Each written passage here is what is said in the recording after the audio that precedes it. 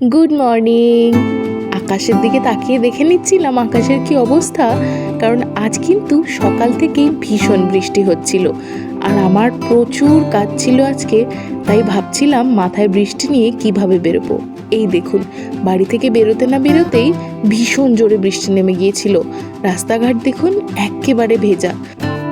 বৃষ্টিটা এত জোরেই নেমে গেল যে আমায় একপাশে দাঁড়াতে হয়েছিল। কি আর করব, দাঁড়িয়ে দাঁড়িয়ে ওয়েট করছিলাম কখন বৃষ্টিটা একটু থামবে আর আমি এগিয়ে যাব আমার গন্তব্যের দিকে।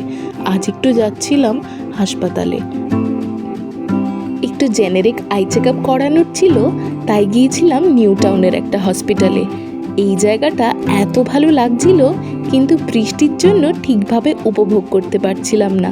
যাই হোক, দেখতে দেখতে পৌঁছেও গিয়েছিলাম আর বেশ অনেকক্ষণ টাইম লেগে গিয়েছিল, প্রায় 4-5 ঘন্টা ছিলাম। বেরিয়ে পড়েছি, যাচ্ছি একটু গড়িয়াহাটে, একটু শপিং করার আছে আর একটা কাজও আছে। সেটার ফুল ব্লগ আমি দেবো কালকে। একটা লং ব্লগ করেছি, সেটা আপনাদের সাথে ভাগ করে নেব।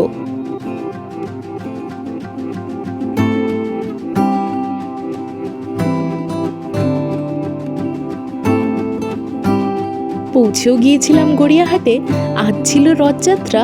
আপনাদের সকলকে জানাই রথযাত্রার অনেক শুভেচ্ছা। জয় জগন্নাথ। এই দেখুন, এইরকম অনেকগুলো ছোট ছোট রথ কিন্তু আমি দেখেছিলাম গড়িয়াহাটে আজকে। ভীষণ ভালো লাগছিল আর ছোটবেলাকার কথাও মনে পড়ছিল। তবে আমি খুব একটা ছোটবেলায় রথ নিয়ে বেরোতে পারিনি, তবে আমার ভাই বেরিয়েছে। আপনারা সবাই খুব ভালো থাকবেন আর আমার চ্যানেলটা সাবস্ক্রাইব করে দেবেন। কাল দেব এই দিনেরই একটা বড় ব্লগ। টাটা।